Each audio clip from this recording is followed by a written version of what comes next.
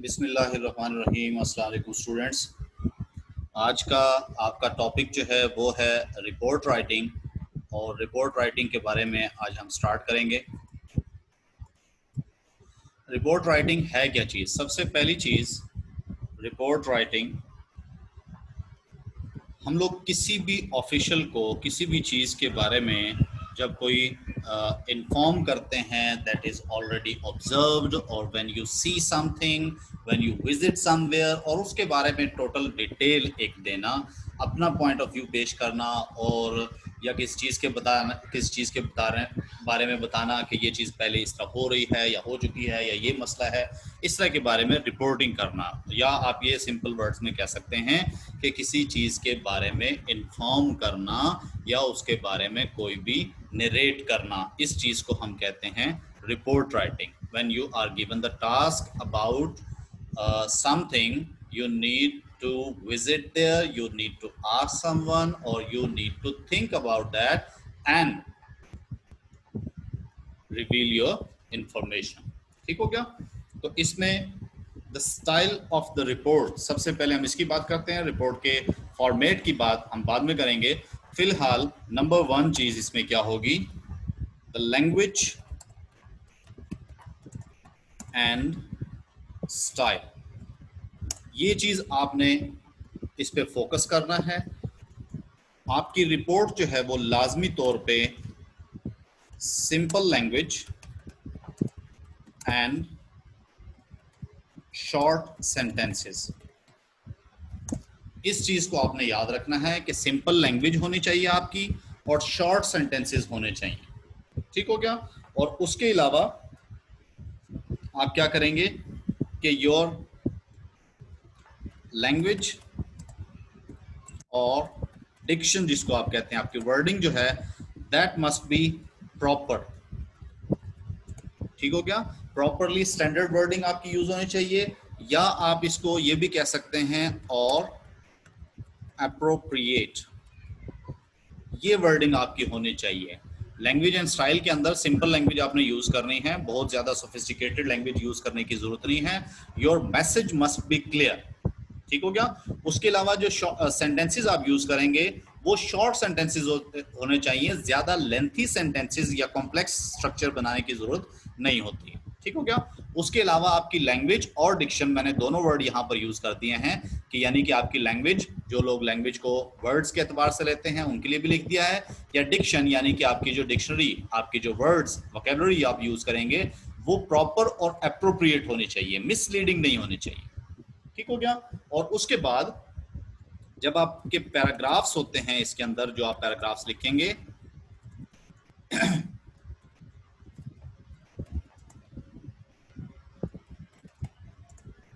should be of one main idea। एक paragraph के अंदर जो है वो एक आइडिया को लेकर चले, एक ही पैराग्राफ के अंदर डिफरेंट आइडियाज को शामिल करने की जरूरत नहीं होती। ठीक हो गया? उसके बाद हम बात करते हैं, सबसे ज्यादा जो क्वेश्चन किया जाता है कि आपके पास जो लेंथ है ऑफ रिपोर्ट, ये बड़ा क्वेश्चन किया जाता है कि जी एक रिपोर्ट की लेंथ जो है वो कितनी होनी चाहिए।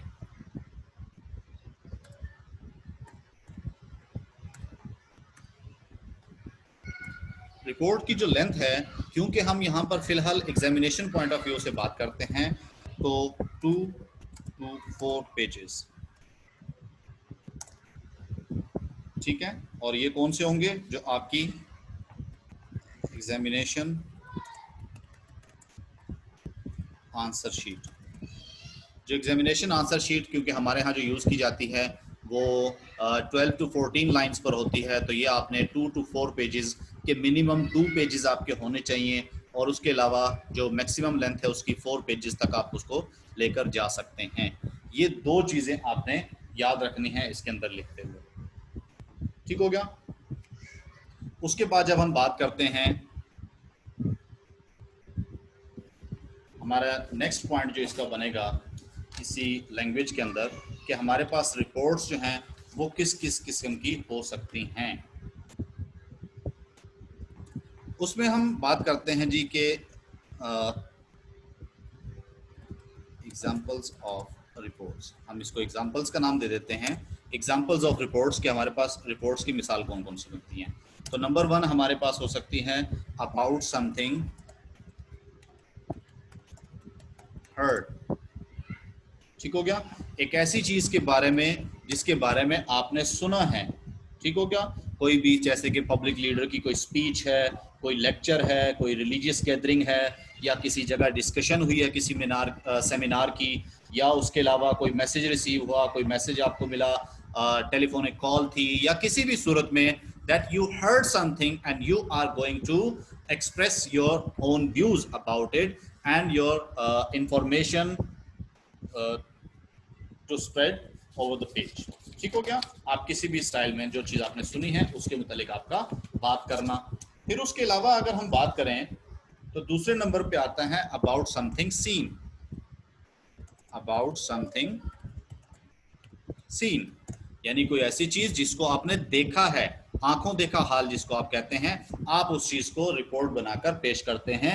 जैसे कि अगर आपने किसी जगह पे आपने कोई फैक्ट्री का विजिट किया है, किसी यूनिवर्सिटी का विजिट किया है, whether you have been reporting for a natural disaster, उसके अलावा आप मार्केट्स में किसी जगह पर गए हैं, और उसके अलावा जो मैन्युफैक्चरिंग सेंटर्स हैं किसी किस्म के, कोई बिल्डिंग है, एयरपोर्ट, सी पोर्ट, मेनी थिंग्स, किसी भी जगह पे अगर आप जाते हैं और उसके बारे में सीन्स के बारे में किसी किस्म की रिपोर्ट बताना चाहते हैं तो ये भी इसमें शामिल हो सकती है। उसके बाद नंबर 3 आपके पास बनता है अबाउट समथिंग डन।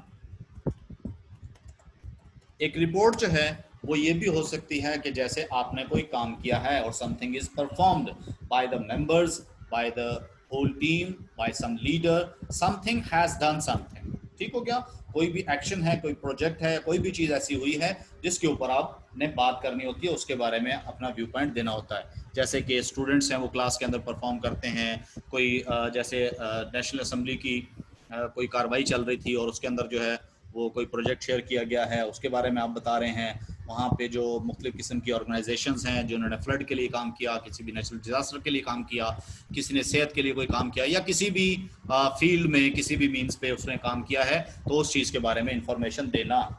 ठीक हो गया। और नंबर 4 आपके पास है अबाउट समथिंग रियल। कोई ऐसी चीज जो कि रियलिटी बेस्ड है, यानी कि किसी की स्टडी के बारे में एक बुक पढ़ी है, कोई रिसर्च पेपर या फाइंडिंग है, उसके बारे में लिख देना। फिर उसके अलावा आप बताते हैं जी कि इतने अरसे तक जो है वो कोई एक्सपोर्ट इंपोर्ट का मसला है, इकोनॉमिक जितनी भी डिटेल होती हैं, 7 ईयर्स, 10 ईयर्स, 50 ईयर्स, उसके ऊपर बात करते हैं आप। फिर उसके अलावा आपकी जो हेल्थ सिचुएशन है, करंटली कोई भी डिजास्टर्स चीज़ चल रही है, उसके ऊपर बात करना। या उसके अलावा आप कहते हैं जी आपके मुल्क में या मुल्क से बाहर उसके रिलेशन या कोई भी चीज़ that is something in reality, तो इसके ऊपर भी रिपोर्ट पेश की जा सकती है। ठीक हो गया। और उसके बाद हम बात करते हैं स्ट्रक्चर ऑफ द रिपोर्ट। अब स्ट्रक्चर क्या चीज़ होगा, ये तो हो गया कि तमाम चीज़ें हैं क्या, लैंग्वेज कैसी होनी चाहिए और किस किस्म की हो सकती हैं। तो अब हम बात करते हैं रिपोर्ट के स्ट्रक्चर की।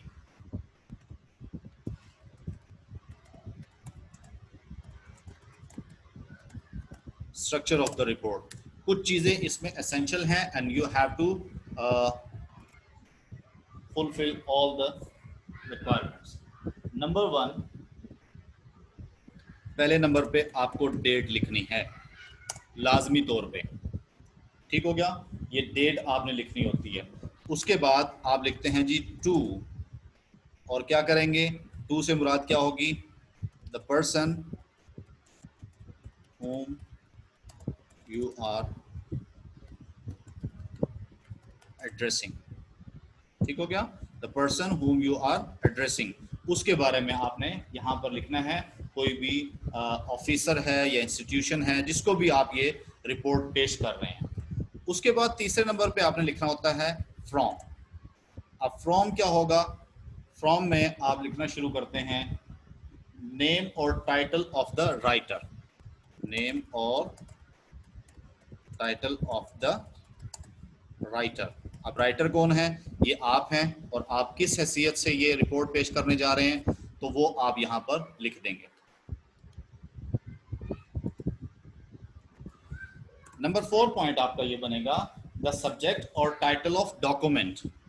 हम इसको सिर्फ आप सब्जेक्ट कह सकते हैं, ठीक हो गया, कि किस सब्जेक्ट के अंदर, किस हेडिंग के अंदर आप ये सब कुछ लिखने जा रहे हैं, ठीक हो गया। उसके बाद नंबर 5 पे आपके पास आ जाता है इंट्रोडक्शन। आपने इंट्रोडक्शन देना है किसी भी रिपोर्ट का, ठीक है, और उसके अंदर आप तारीफ करते हैं, मतलब कि तारुफ करवाया जाएगा किस चीज का, what are you going to tell. Number 6 आपका है जो भी मेन डिटेल होती है, डिटेल, इसको मेन रिपोर्ट भी कहा जाता है, ठीक हो गया, या फिर मेन टेक्स्ट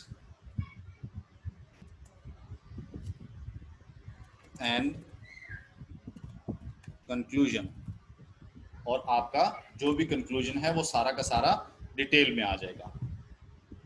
नंबर 7 पे ये जो कंक्लूजन है उसी को हम समरी का नाम भी दे देते हैं कि आप एंड में समरी लिख देंगे, यानी कि उसको समराइज करना है। कंक्लूजन्स की जगह अगर मैं इसको कह दूं कि आपकी ये कुछ सजेशंस यहाँ पर होंगी तो वो ज़्यादा बेटर रहेगा, क्योंकि फिर कंफ्यूज हो जाएंगे आपके कंक्लूजन और ये दो चीज़ें अलग अलग क्यों लिखी हुई हैं। नंबर 8 पॉइंट आपका बनता है जी, कोई जी अगर कोई एडिशन आपने करनी है या कोई भी चीज़ है, और उसके बाद एंड में आपका जो सिग्नेचर है वो आप यहाँ पर कर देंगे, ठीक हो गया। तो स्टूडेंट्स इस चीज़ को मैं दोबारा वो बता देता हूँ। रिपोर्ट में सबसे पहले आपने लिखना है डेट। डेट क्या चीज़ होती है, जिस डेट को ये चीज़ पहुंचाई गई है, जिस तारीख पे, तो वो डेट आपने लाजमी लिखनी है। फिर उसके बाद बात करते हैं टू द पर्सन और पर्सन्स और institution which asked for the report और विच नीडेड द रिपोर्ट और which needs to be addressed. मतलब कि जिसकी तरफ ये रिपोर्ट भेजी जा रही है, जिसने आपको ये टास्क दिया है, और whether you are trying to reach that, और from are is you the writer of the report. और उसके बाद सब्जेक्ट क्या होता है कि ये जिस भी मौजू पर, जिस भी टाइटल पर, जिस भी हेडिंग पर, जिस भी उन्वान पर ये पूरी रिपोर्ट है, तो उसका यहाँ पर आपने टाइटल देना होता है, या आप यहाँ पर उसका सब्जेक्ट लिख देते हैं। और उसके बाद क्या होगा कि आपने इंट्रोडक्शन देना है। अब इंट्रोडक्शन क्या होता है कि ये असल में रिपोर्ट का जो टाइटल है उसी को एक्सप्लेन करता है, ठीक है।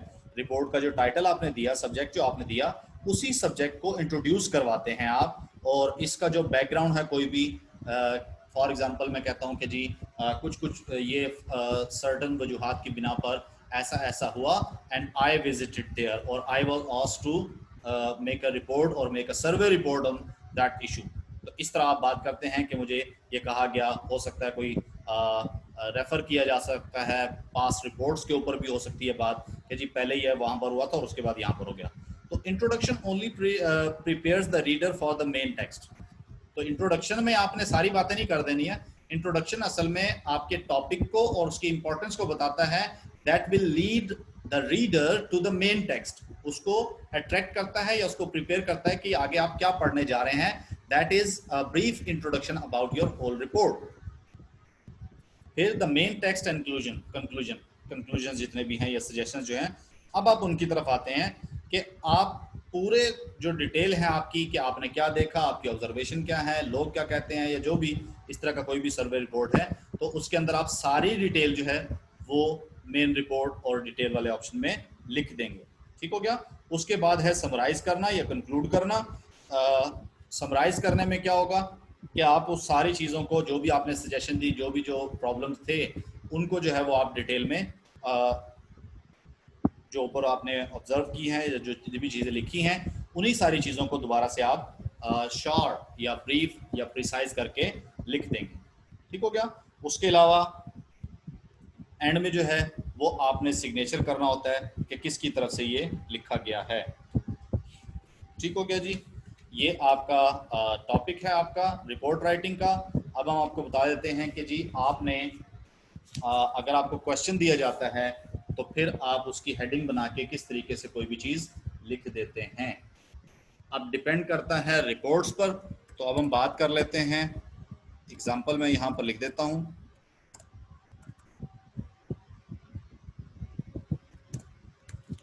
For example, you have a question, write a report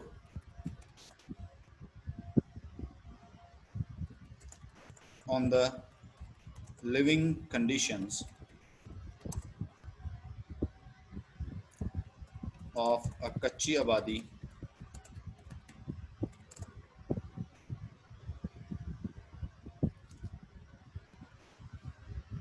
from a counselor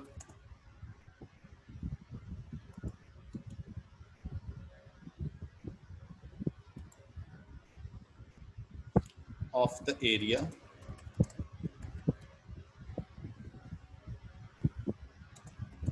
to the Director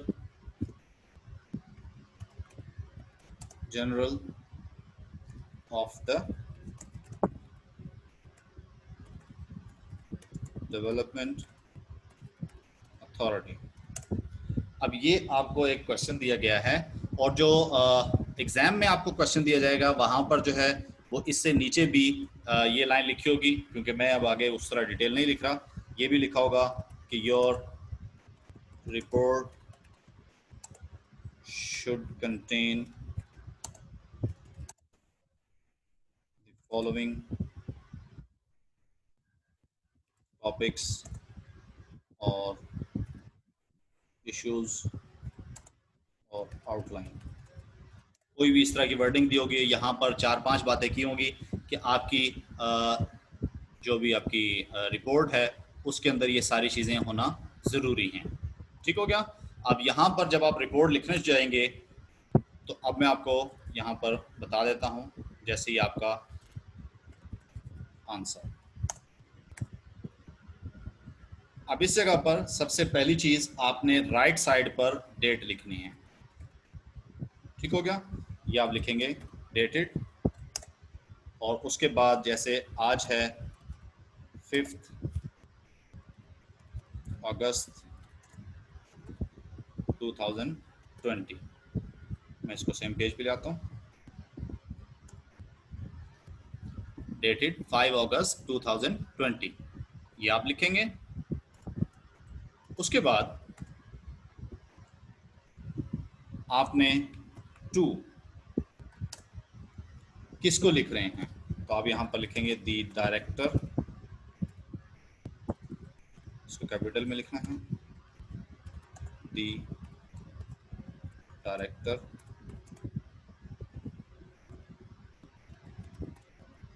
general.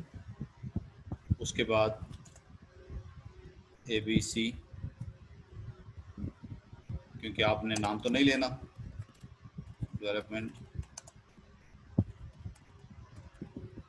Authority, ये आपने फॉलो करना है। और उसके बाद आप लिखेंगे फ्रॉम। फ्रॉम में आप लिखे हैं the counsellor,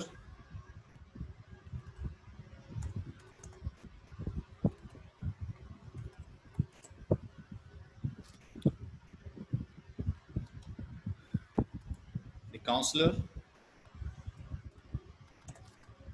DE area,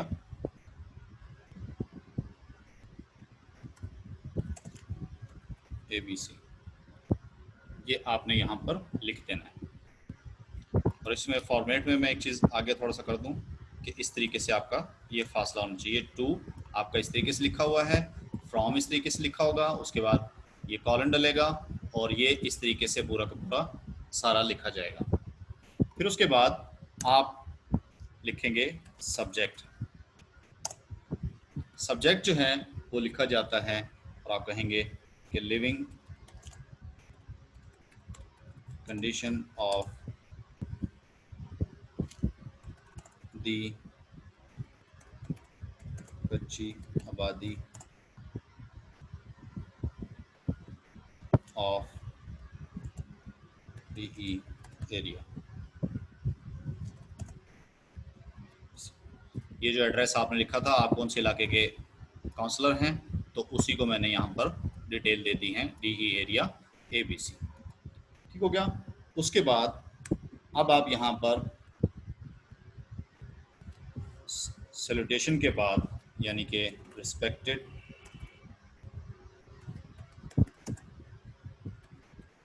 sir और लिखना शुरू करते हैं योर इंट्रोडक्शन।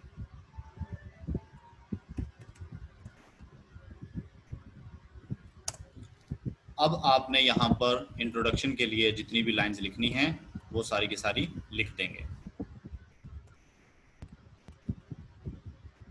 ये जो मैंने लाइंस लगाई हैं ये आपका इंट्रोडक्शन होगा। उसके बाद आप यहाँ पर लिखेंगे मेन रिपोर्ट। मेन रिपोर्ट जो आप लिखेंगे वो इसी तरह आप स्टार्ट करेंगे। अब इसमें मैं मुख्तलिफ़ किस्म की चीज़ें उनको पॉइंट्स की सूरत में लिख रहा हूँ या उसके अलावा लिखने की कोशिश कर रहा हूँ। फिर उसके अलावा मेरे पास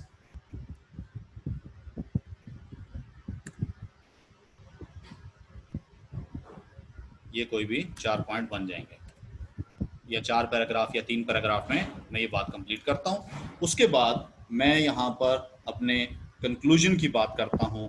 यहाँ पर बाज़ औक़ात प्रॉब्लम आती है कि आप कंक्लूजन पहले लिखेंगे या सजेशन पहले लिखेंगे। कुछ रिपोर्ट्स में आपसे सजेशन मांगी जाएगी तो आपने वहाँ पर सजेशन देनी है, लेकिन अगर किसी जगह पर आपसे सजेशन ना मांगी जाए तो फिर आप कंक्लूड कर दें, वो बेटर रहेगा, क्योंकि हर एक मसले में आपकी सजेशन वो ज़रूरी नहीं होती। ठीक हो गया। तो आपने किसी चीज़ के ऊपर सजेशन देने की बजाय आप डायरेक्ट सिर्फ अपना कंक्लूजन जो है वो दे सकते हैं कि वाकई में ये जो प्रॉब्लम थी या ये कोई भी इशू था वो वाकई में मौजूद था। तो आप यहाँ पर पहले लिख देंगे कंक्लूजन।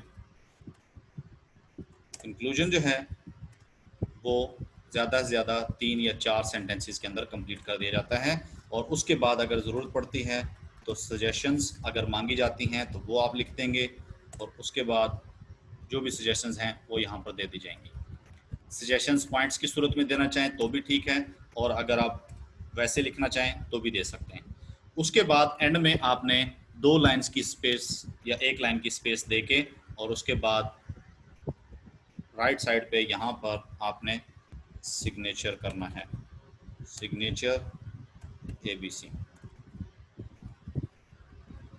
ठीक हो गया। यहाँ आप लिख देंगे ABC, ये आपके सिग्नेचर हो जाएंगे यहाँ पे। और सिग्नेचर से मुराद ये नहीं है कि आप यहाँ पर अपना साइन करेंगे। तो स्टूडेंट्स, उम्मीद है इस बात की आपको समझ में आ गई होगी। अब हम इसको चेंज करके देखते हैं। थोड़ा सा मैं आपको बता देता हूँ कि कौन कौन सी चीज़ें हैं। ये आपकी मेन रिपोर्ट का स्टाइल होगा। सबसे पहले आपने ये डेट लिखनी है, ये आपकी लेफ़्ट साइड पे आ जाएगी। उसके बाद टू जिस बंदे को लिखा जा रहा है ये आप लिख देंगे।